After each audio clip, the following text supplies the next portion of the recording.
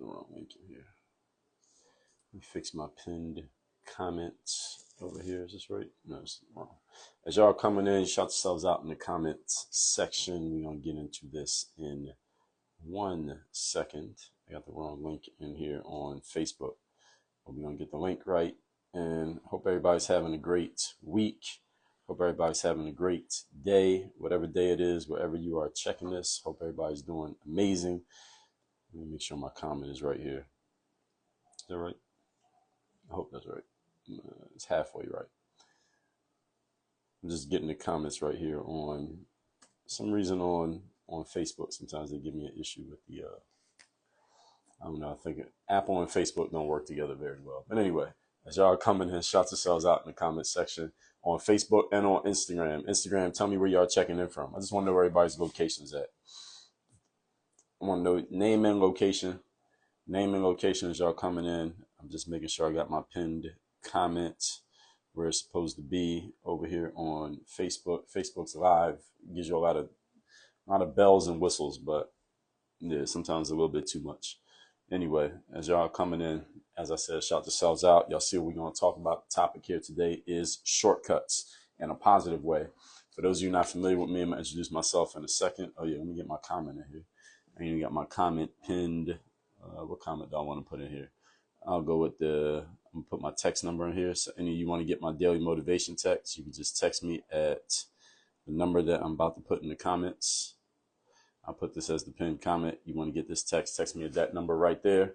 Hope everybody's having a great start to your year. So we are 40, today is the 10th. So it's 31 days in January. So it's the 41st day of the year. Y'all understand we already 41 days into a year that has only 365 days. So I hope, well, depending on what day you're watching this, maybe it's more than that.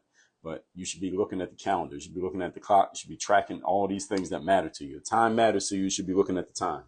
Money matters. You should be watching the money. If energy matters, you got to watch your energy. Whatever matters to you, you should be paying attention to it. Even when it's not going the way that you want it to go, that's when you should be paying the most attention so that you can figure out what the hell the problem is and you can fix it. But for those who don't know me, my name is Dre Baldwin.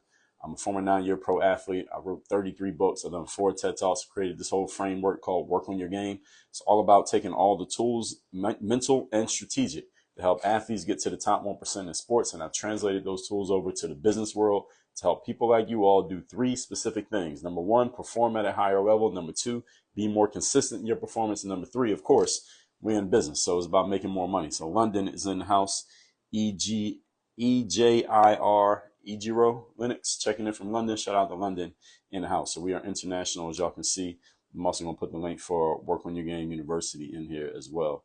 So anybody who wants to join the university, you go to that link right there. Actually, let me pin that link instead. I'll pin Work on Your Game University because if you are outside of USA, you can't text me. The text number is not going to work unless you live in Canada or the USA. But anybody can join the university. My university is worldwide. We are an international university. So what we're going to talk about here today, I appreciate you. Who is that?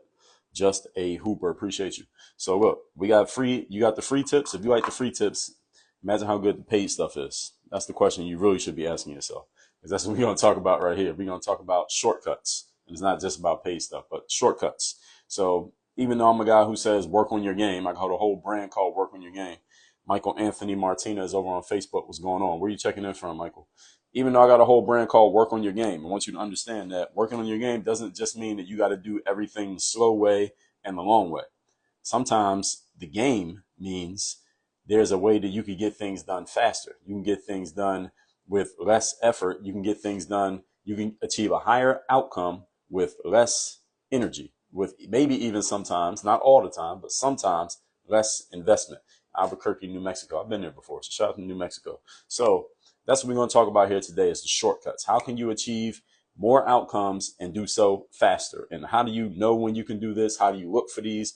How do you find them? I'm going to give you a framework for actually doing this. And then I'm going to tell you, you're going to go into Work on Your Game University, and I'm going to coach you through actually doing this. So any of you who has not seen Work on Your Game University yet, if you're on Instagram, I'm checking on my other phone, but if you're on Instagram, is that the link? Yes, is the link in my bio on IG. If you are on Instagram, if you're on Facebook, you see the comment right there is already pinned on Facebook. But you need to be coming into Work on Your Game University. That's where you get a real life education from me. So if you follow me on these platforms, which I'm guessing most of you do if you're watching this, you see the material that I put out for free.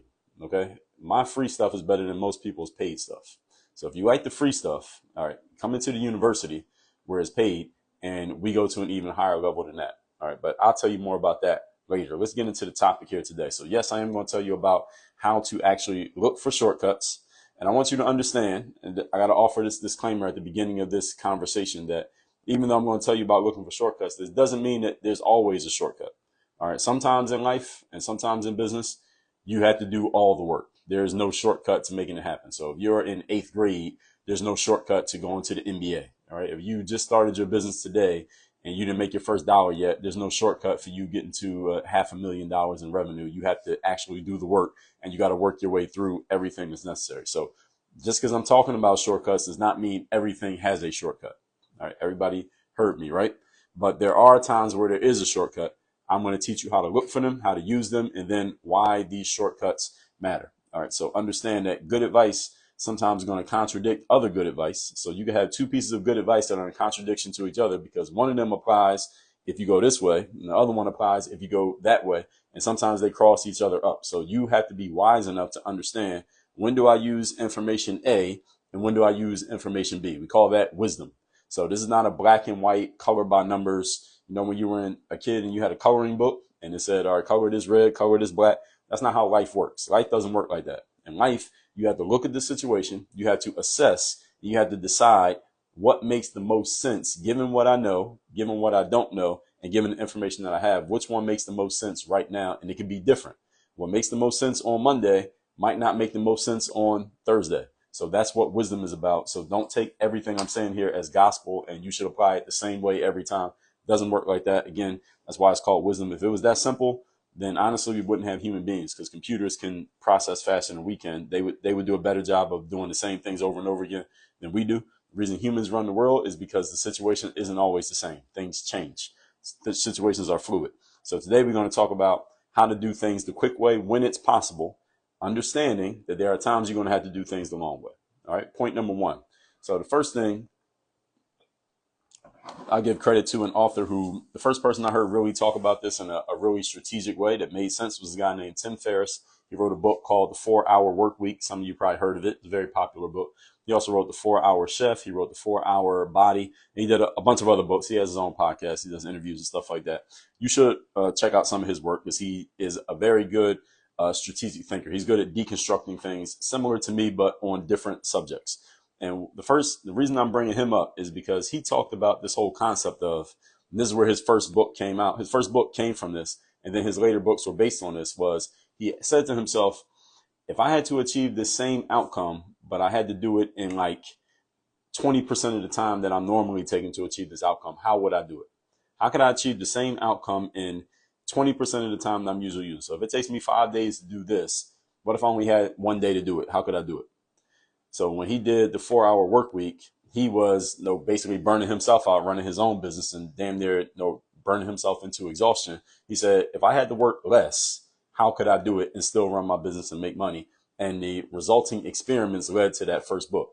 Then he did the same thing when it came to fitness. He said, if I wanted to get in really great athletic shape by certain measures, but I don't have the equipment, I don't have the trainers like a professional athlete or some Olympian does, but I want to get in the same shape, and I don't have 2 hours a day to be in the gym. I got like 30 minutes. How could I get in great shape? And the resulting experiments led to a book he wrote another book about that. And then he did the one called The 4-Hour Chef. It's not really about cooking. It's about learning. How can I learn something in a much smaller period of time? So how do I not need to put in that proverbial 10,000 hours to get to my outcomes? So he's the first person that I heard talk about this.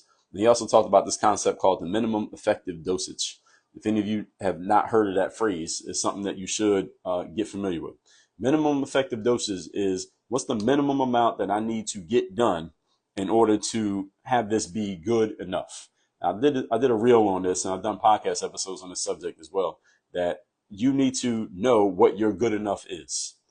Good enough. Sometimes good enough is just good enough. Now, I know you hear some motivational speakers and some hype providing people out there, some of them on social media, some of them good, some of them not, who are always telling you, you got to take everything to the max. You got to go to the highest possible level of everything that you do.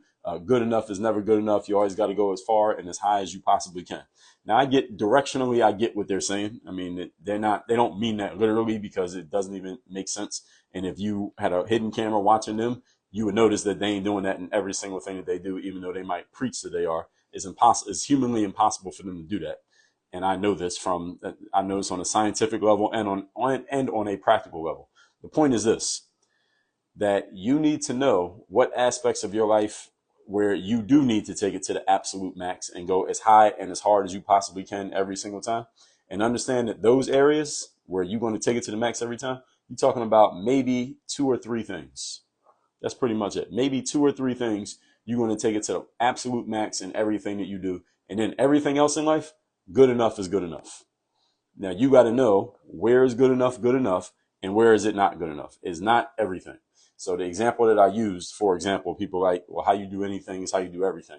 That's not true. I had a whole bunch of jobs. I probably had more jobs than most of you who are listening to my voice right now. I worked as a professional athlete. When I was a pro athlete, yes, I wanted to take everything to the max and be my best and be at the peak of my game and get every ounce of ability out of myself and my training, my workouts, practices, the games, everything. I want to take everything to the max as a pro athlete. But I also had jobs, because playing professional sport is a job. I had jobs at McDonald's. I worked at the movie theater. I worked at CVS. Where else did I work at? I did all kinds of jobs. Those kind of entry level jobs. When I worked at those jobs, did I try to take everything to the max? Did I try to be the best fry person in the history of McDonald's? Did I try to be the best person working the concession stand at the movie theater? Did I try to be the best register guy in the history of CVS? Hell no. Why? Because it didn't matter as much. It was not as important to me to be great at that job as it was to be great playing basketball. Basketball had higher stakes. There was a higher return on investment. I was more invested in it emotionally, mentally, physically, financially. I was more invested in that than I was in these little jobs that I had when I was a teenager. So was I going to give more effort at one than I gave at the other? Absolutely, because it mattered more. So understand, anytime you hear somebody saying that how you do anything is how you do everything, again, most of the time they're using this directionally. They're just saying in the direction.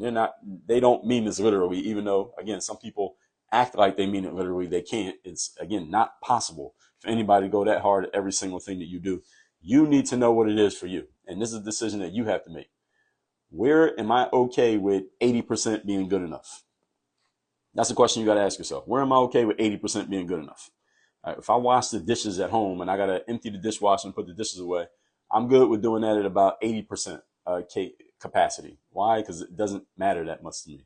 If I was to do laundry, I don't do laundry. If I was, or to make the bed, no, I'm good at doing that about 80%. Is not one of my areas of focus. But for other people, that might be the most important thing to you. It's up to you what it is, but you need to know what this is. Keeping in mind the 80-20 principle, Pareto's principle, which states what? 80% of the results come from 20% of the inputs. So look at your life and ask yourself, where are the most important results created in my life? Through what? Is it from your job? Is it at home? Is it with the kids? Is it working on your car? What is it for you? Is it at the gym? Where are 80% of your results coming from? You should know. You should know the 20% inputs that are creating the 80% outputs in your life. And it's different for every person. It might be different for 2 people living in the same house. Everybody doesn't have the same role, right? And on a team, you have one role. This person has a role. They have a role. They have a role. Everybody has a different role. So you got to know what your 80-20 is. And that's where your energy goes into that 20 that produces the 80. And somebody else has a different 80-20. Their energy goes into their 20. Your energy goes into yours and everybody else's goes into theirs. You need to know what this is. And here's the first shortcut that I'm telling you here is you got to know where to focus your energy. You have 5 forms of investment in life: time, money, attention, energy, and focus. You can't put 100% of all of these into every single thing that you do because you don't have enough resources to do that. You don't have enough of any one of these to put as much as you have into all of them. Right? That's impossible. Maybe money is the one that maybe, depending on how much you got, you can put as much as is maximum allowed into every single thing that you do. But most people who have that much money, the way they got there is not by just throwing money at everything. Right? You get what I'm saying? So, and you ain't got enough time. That's the one limit you definitely don't have.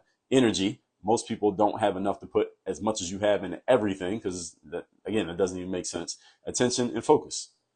Where are you putting yours? Again, think of your 80-20. You should know what is the 20% inputs that produce 80% of the results in my life for me specifically. Okay. So even if you don't perfectly achieve an outcome, you'll probably get a lot closer in the long run, and you'll get there a lot sooner if you focus on that 80-20 instead of just trying to do everything to the max, or whatever some motivational speaker told you you're supposed to do. Point number 2. We're talking about shortcuts here today. How do you create the shortcuts? How do you find the shortcuts? How do you use the shortcuts? Number 2, what stops most people from even asking these questions about finding the shortcuts? Because many of you probably tuned into this. You saw the title. Like, I would love to have some shortcuts to get to success. Here's the reason why most people don't use shortcuts, even if they get explained, here's the shortcut, here's what you do, here's how you do it. What stops most people is fear. Most people don't use shortcuts because they're afraid. Now, you might be thinking to yourself, Dre, why would somebody be afraid to use a shortcut? I mean, isn't that what's supposed to make it easier? Why would anybody be afraid to do that? Let me tell you why. And you might be afraid to do it. I'm going to tell you why. Because people fear going against the grain. People fear doing something that's different from what either everybody else is doing or different from what you've been doing your entire life. Everybody's familiar with the concept of habits, right? Everybody here knows what a habit is, right? A habit is like a repeated activity that you've been doing so long that you don't even have to think about it. You just do it automatically. And habits, as the saying goes, are very hard to break. So if you have a habit of putting an equal amount of effort and time into everything you do in life, and I tell you that you shouldn't do that because everything is not equal. You should be putting most of your effort into the 20% that produce the 80% of results. That would be really hard for many people to do, because here's what would happen if you did it. And this is what happened when Tim Ferriss did it. And this is how he wrote those 4-hour books.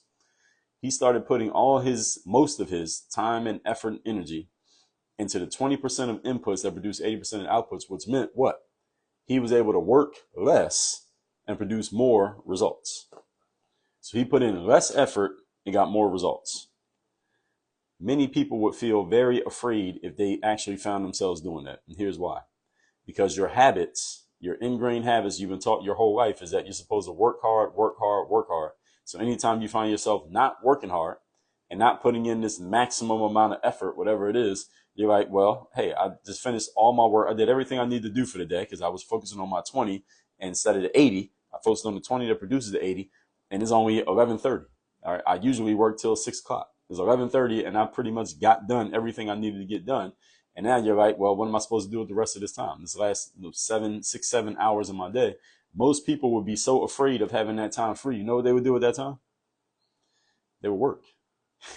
They would just find more reasons and more ways to do more work that is completely meaningless, that is not really producing any kind of result. They would spend the rest of their time focusing on the 80% of inputs that produce 20% of the outputs, just because the time was available and they don't know what else to do with it. They wouldn't know what to do with that free time, because for many of us, we've been conditioned that there is no free time. We're supposed to be spending all our time at work, and a little bit of free time we have is supposed to be so small that if you have any more time than that, you must have either forgot something or you're being lazy. You're just not working hard enough, especially in the Western world. So in Western society, this is the way that we've been taught to think. So, and going against the grain of your habits, if you're 30 years old, you've been thinking like this since you were 12 years old, because you watched your parents do it. You learned it in school. You went to school all those years. They taught it. Then you went into the workforce and you had to do more of the same thing. And you think that just because you heard some guy talking about this on the internet for 20 minutes, that you just all of a sudden, you're going to snap your fingers and change that quick? Probably not. I mean, it's not that you can't, but you probably won't. This is what stops most people from making that change, is their fear of doing something outside of what they're used to doing, going against the grain. The fear of achieving your outcome in a lot less time with a lot less effort, and you're going to feel like something's wrong with you because you're not working yourself to the bone like you normally do. This is the reason why many people come up short in life, because they do the 20% that produces most of the result. They got all this time left, and instead of using that time to say, all right, how can I double down and triple down on this 20% so I can get even more of the result? Instead of doing that, was what they should do. Here's what people do. They go take the rest of that time that they have, that extra time that they just created for themselves because they were being smart, and they waste it by focusing on the 80% of activities that don't really do a damn thing. And they do that all for the rest of the day. And then the next day they get up and do the same thing over and over again. And then they eventually, after about 3 days, they go right back to the same habits that they had before they even heard anything about what I'm talking about right now. This is what happens to everyone who's listening to my voice right now.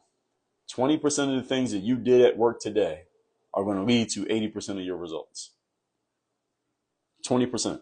So if you spent 8 hours working a day, what's 20% of 8 hours? So you divide that by 5. So we divide it by 4. Let's just say about an hour and 45 minutes. Let's just say roughly. So if you worked for 8 hours today, most people do not work for 8 hours, even though you get paid for 8 hours.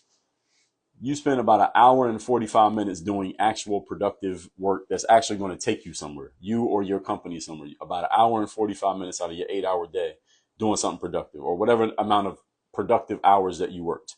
According to studies, if somebody has an 8 hour workday, you know how much time they actually spend working is under 2 hours.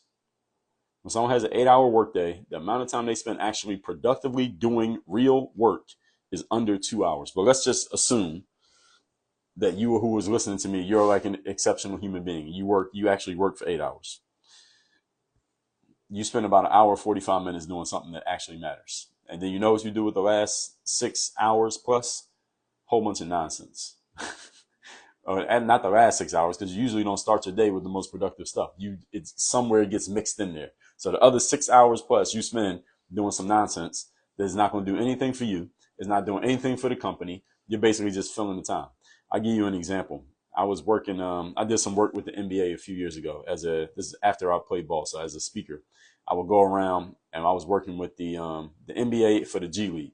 So they would bring me I went to like every team in the G League, and they play in these small towns. So you flying in these little tiny planes.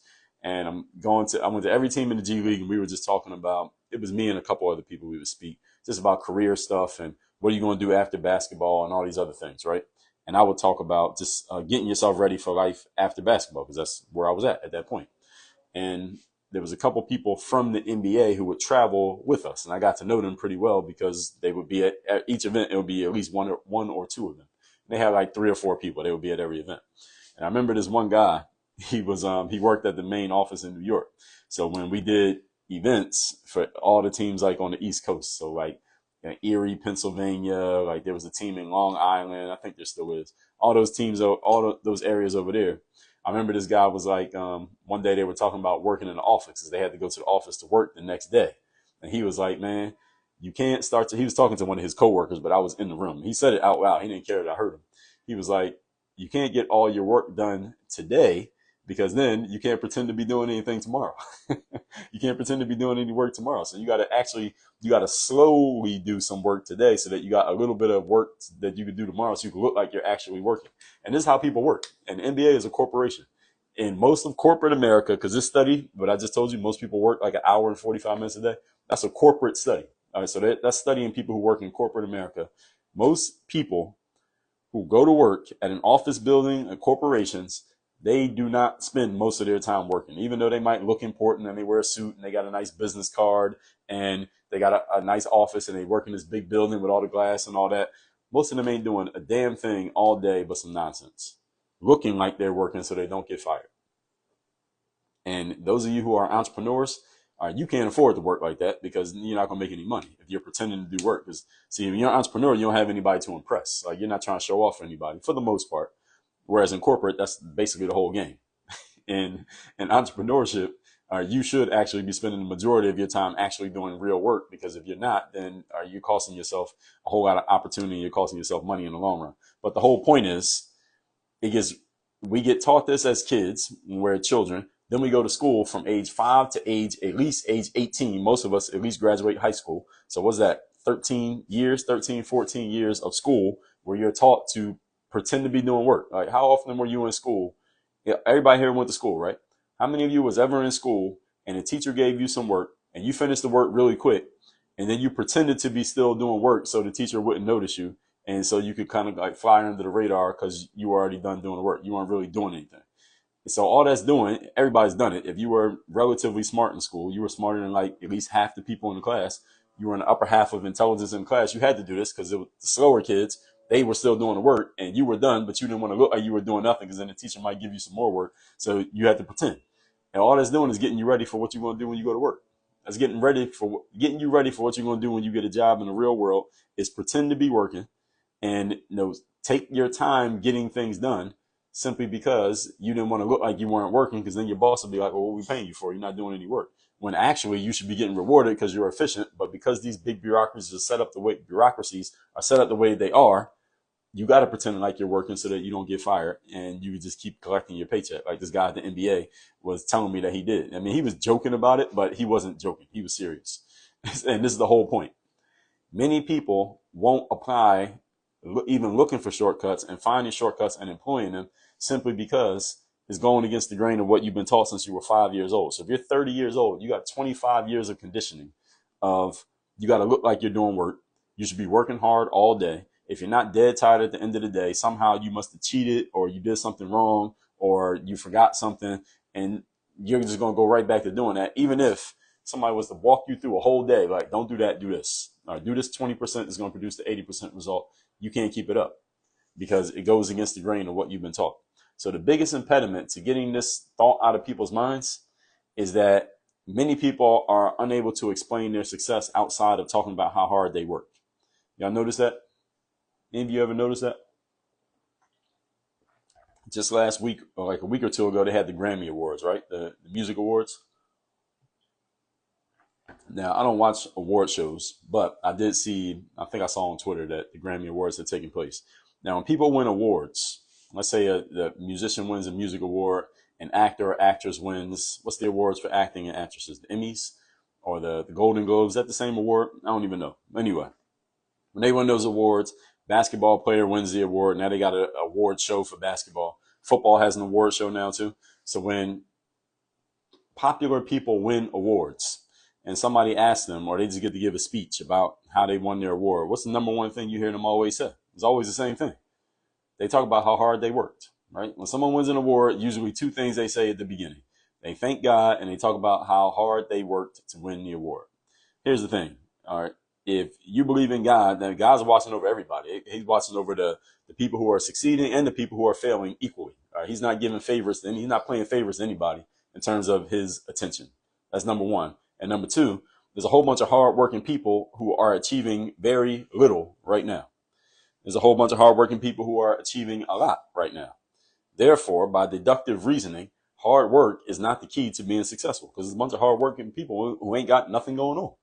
Whole bunch of hardworking people who are unable to sell their products, unable to get the job that they want, unable to get promoted to the position that they would like to ascend to. So hard work is not the differentiating factor in success, because if it was, then that means everybody who worked hard will be wildly successful. Any of you know any hardworking people who are not getting the outcomes they want? Has any of you ever worked really hard on something and didn't get the outcome that you wanted? Of course, everybody has. And this is the point. Hard work is not the key. The key is hard work at the right things, hard work at the right strategy, at the right approach. That's the next level. So I'm not saying that hard work doesn't matter. Hard work does matter. But once you got the hard work part down, now we got to figure out, where do we apply this hard work? That's the real question. When you apply the hard work in the right place, this is also known as strategy. That's when things start popping off and you start getting the real results that you want. And in Work on Your Game University, this is what I help people with. Is, okay, all right, I get that you work hard, but let's figure out, let's direct that hard work. Let's steer that hard work in the right direction so that you're actually getting the outcomes that you want. That is known as strategy. Many people think they have a strategy when they don't, where they have a tactic. A tactic is just go, you hear about something, you just go do it, i.e. hard work. Hard work is a tactic. It's not a strategy. Everybody understand that? Strategy is a plan of action. Hard work is not a plan. It's just a thing that you do. Everybody follow what I'm saying here? So again, this even applies to very successful and very intelligent people, that they are just working hard. The good news is, for those of you who are entrepreneurs and those of you who are not, good news is when you work at a job, if it's established properly, usually a job that knows what they're doing, whoever designed the job, if they know what they're doing, they put you into a system that already has a strategy. All you got to do is whatever the system says, and you will produce the desired result. You don't have to think. You just do the job. So, for example, when I worked at McDonald's as a senior in high school, I didn't have to think about what to do. They said, all right, look, you see this screen right here? Yes? Okay. When that comes up and it says cheeseburger, you get these 2 pieces of bread, you put them in this warmer, you put it on this piece of paper, you put some ketchup, 1 squeeze of ketchup, 1 squeeze of mustard, and you slide it down the assembly line, and the next guy's going to put the onions and the pickles, and the next guy's going to put the burger, and then we're going to wrap it up, put a little sticker on it, and then we give it to the customer. I didn't have to think about what to do. That was the system. I just explained the whole system right there. They already had the system. All I had to do was just do whatever the system told me to do. Now, if you're an entrepreneur and you're running your own thing, you had to make your own system. You got to create a system that produces the outcome. Now, how do you know that your system actually works? Well, you don't. See, this is the challenge of being an entrepreneur. You're building everything from the ground up. And you got to figure out, all right, does this work? How does this work? What do I do next? All right, how do I measure if this is getting me the result I want? What if it breaks? What if your system stops? It was working yesterday, but it's not working now. What do? You got to figure all that out as an entrepreneur. This is why, if any of you have any experience in, say, network marketing, this is one of the things that network marketing touts as a benefit, and it's true, is that in network marketing, you are an entrepreneur, but you're plugging into a system. They give you the system, so you don't have to figure it out from zero. You plug into the system that we already have. If you're Herbalife or what's another network marketing company? I can't even remember. Any one of the network marketing companies, they already have a system in place. You plug into the system that they already have, and if you just follow what they say, then theoretically, you will get the outcomes that you're supposed to get. Now, if you're building entrepreneurship from zero, let's say you're a coach or you're a speaker or you're writing books or you want to sell courses and things like that, you got to figure all this stuff out. I mean, you don't have to figure it all out. You can plug into someone who already has it figured out and who can help you figure it out so that you're not doing everything by yourself. And I'm going to get to that in a second. And Work on Your Game University is one of those places. Again, our focus over here is mindset, strategy, and systems. That's what we help people do. Mindset, strategy, systems, in that order. Mindset's the most important part. Strategy is number 2. System is number 3. You need all 3 pieces, but you have to build them in the right way. So, too many of you, here's the point. Too many of you are in an abusive relationship with hard work. Now people talk about they got out of a relationship because it was abusive. All right. A bunch of you are in abusive relationships with hard work. All right. Hard work is being abusive to you, but you won't leave the relationship. All right. You're like a battered wife or a battered husband and you won't leave. All right. That's a bunch of you right now. That you are married to hard work and you will never leave hard work no matter how much it mistreats you, disrespects you, cheats on you, doesn't show you any love or affection, but you won't leave the relationship. All right, this is an abusive relationship. I'm not telling you not to work hard. I'm telling you that hard work is not the main thing. Does everybody understand? Notice what I just said. Mindset, strategy, system. I ain't saying nothing about hard work. You will work hard, but we got to get these pieces in place first. Then you work hard. Everybody got it? Point number 3. We are talking today about shortcuts. How do you achieve more results and do it faster? And I'm not talking about this is not a magic trick. I'm talking about doing this in an ethical way, a smart way that actually produces the results that you want. Here's what you do. Here's the secret to shortcuts. All right, everybody want to know that the one key secret to shortcuts. If there's this one thing, I'm going to tell you what it is. One key secret to shortcuts is people. P-E-O-P-L-E, people. And when I say people, I don't mean you need to hire a whole bunch of staff. That's not what I mean. When I say people, I don't mean that you need to have a ton of followers on social media. I don't mean that either. What I mean by people is secrets to you finding the shortcuts in life is engaging with, learning from, picking the brains of, and borrowing the habits and strategies of other people. In other words, all the things that you want to do in a more efficient way, you want to do them faster, you want to do them better, you want to do them bigger, you want to make more money. Someone has already figured it out. Your job is to identify who that person or who those people are and connect with those people, collaborate with those people. And collaboration doesn't necessarily mean that they give it to you for free. It might mean that you pay them for it, but it'll be worth it because the outcome that you're going to get. Collaborate with those people, get the insights, get the strategies, get the approaches, apply it to what you do, and you will get your results faster. That's a shortcut. Relationships. This is why I talk about being outside. If you never heard me talking about being outside, look it up on you can't really look anything up if you're on Instagram. You can look it up on my YouTube, look it up on my podcast, Work on Your Game podcast, by the way. If y'all didn't know I had a podcast, look on my episodes on being outside, and you can get the full archive at workonyourgamepodcast.com. Look at my episodes on being outside. I've written articles about being outside. I talk about it in my books. Being outside means you need to be where the people who are making it happen in your space, where they are at. You need to be where they are. If that means they're having an event, you need to be at the event. If they are putting out a course, you need to get into that course. If they have a program, you need to get in the program. If they're going to somebody else's event and you know they're going to be there, you should go to the event just to meet those people. just to meet the other people who are making it happen. So if you want to do more marketing in your business, you should go find out who has a marketing conference and go to that marketing conference so you can meet all the people who are marketing, because it's going to be a room full of people who are in the marketing game. You should go meet all of those people so you can figure out how you can do marketing better.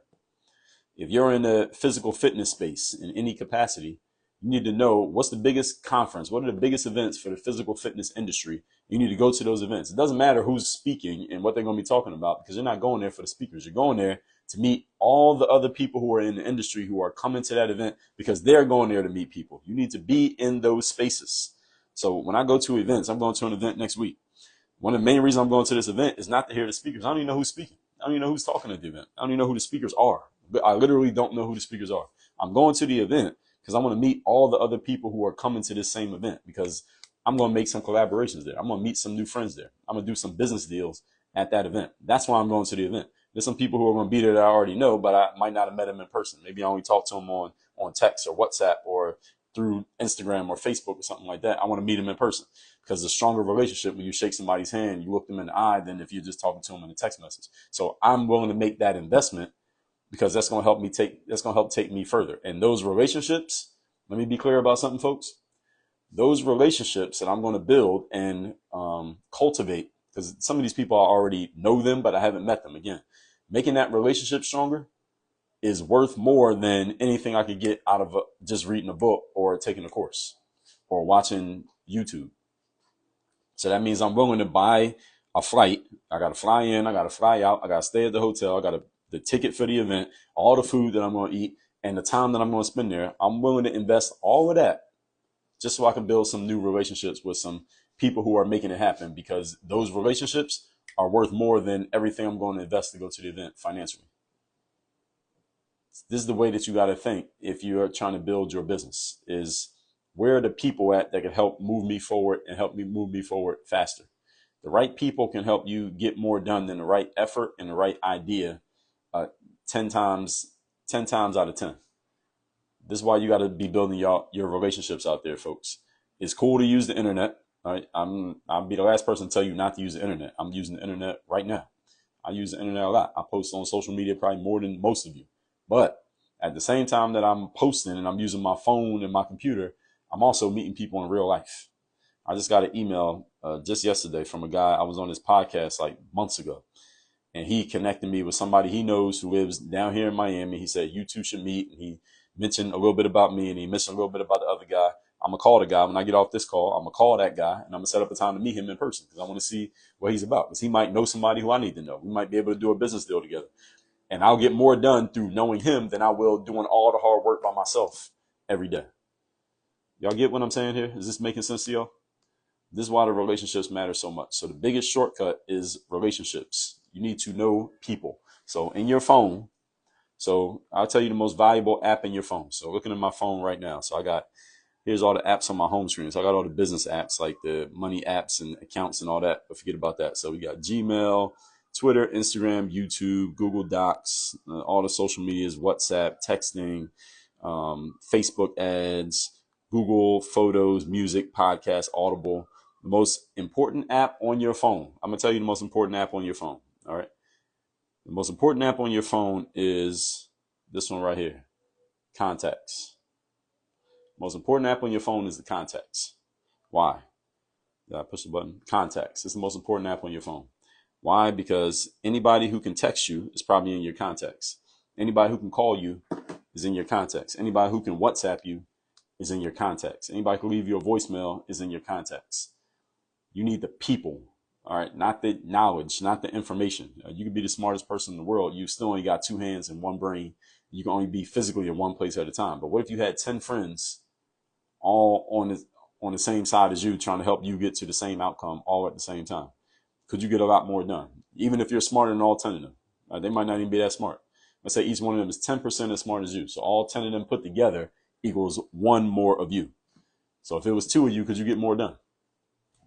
All right. If it was 1 of you in one spot and there's 9, 10 others of you in 10 other different places, and they all put in a word for you every single day, could you get more done? Of course.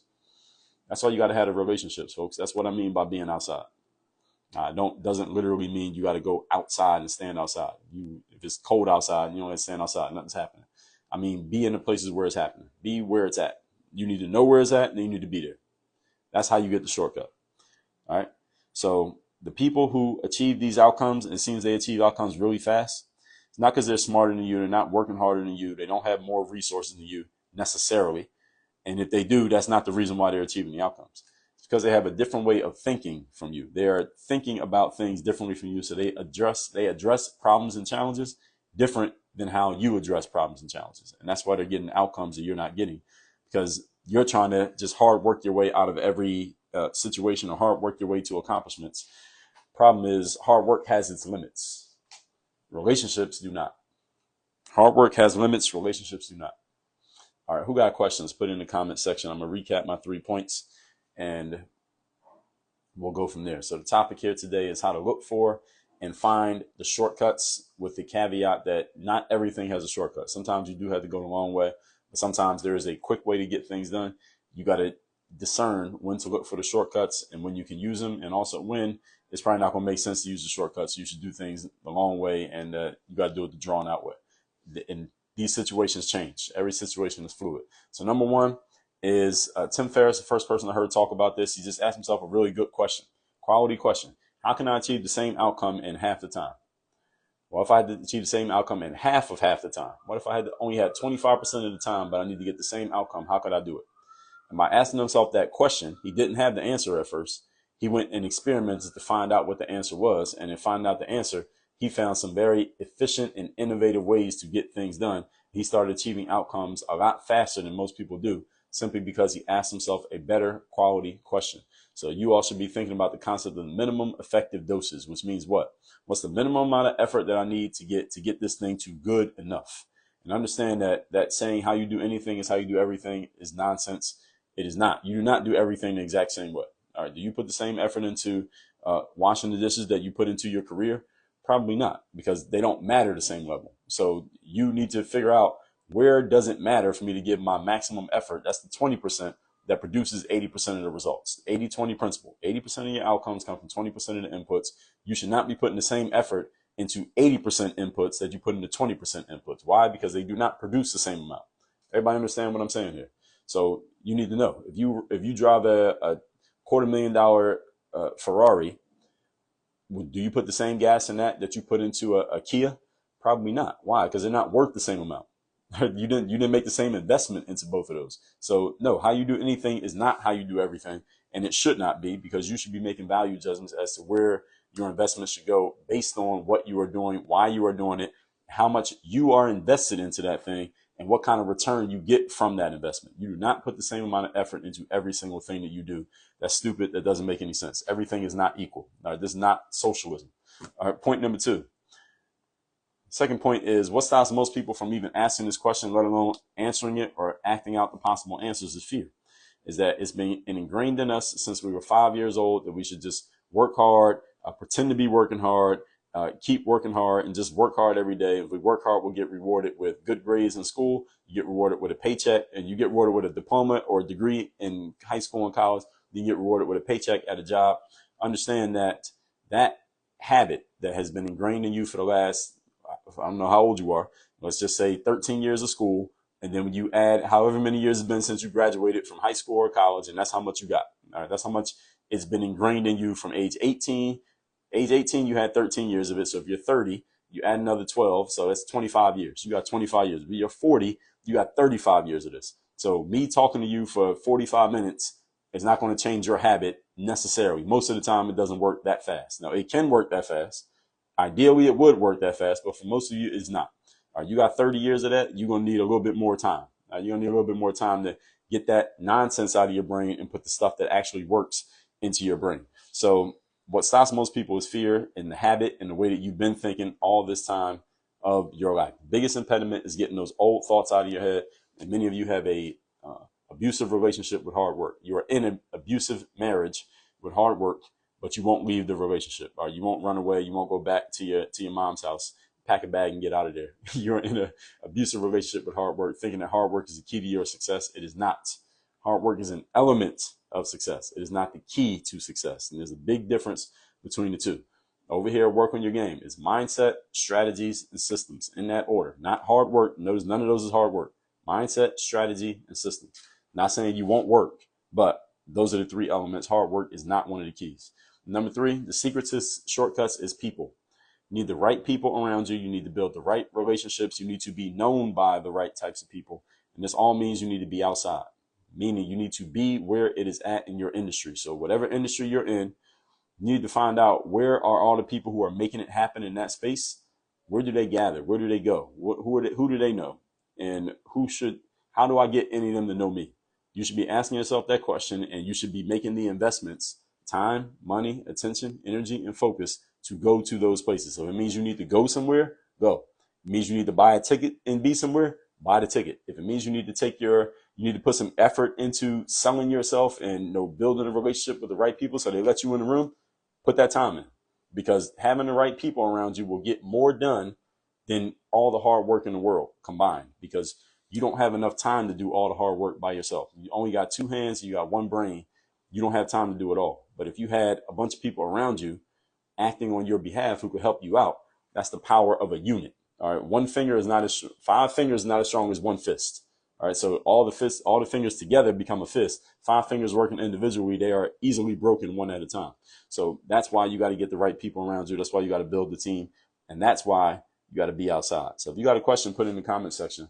I don't think I've seen any questions the whole time I was talking, but maybe I was just perfect. But if you got a question, put it in the comment section. I'll address it.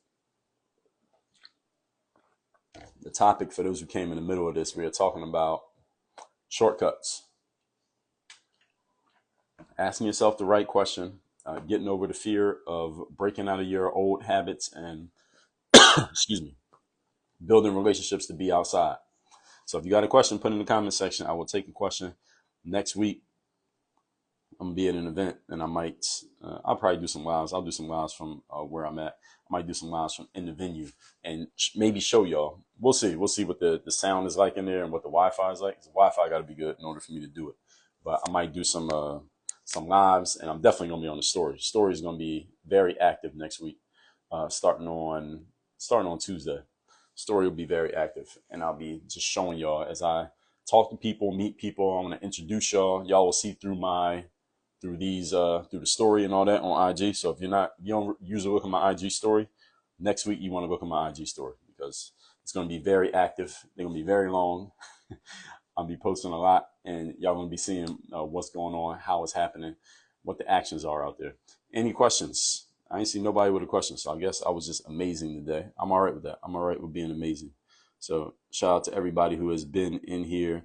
And we're going to wrap this one up. It's about 3:30 Friday afternoon. I will put this live up on my YouTube, and it's already on Facebook, and it'll be on the back end on Instagram. Anybody got a question, a comment about anything that you didn't ask me right here, just send me a text message at this number right here. Let me put my text number in there. My text number is 305-384-6894. Let me put that in the chat and Facebook as well. And by the way, I'm on Facebook. So any of you on IG, whoever want to catch this on Facebook, the lives are on Facebook as well. So if you're ever on a computer or something like that, you can't be on your phone, you're at work, something like that, just go to Facebook.com/work on your game. Also, 6 Figures and Growing is my Facebook group. That's my business focus group. And where else? That's enough. Y'all can find me everywhere else. Y'all know how to use the internet. All right, everybody. Have a great Friday. Work on your game. Out of here.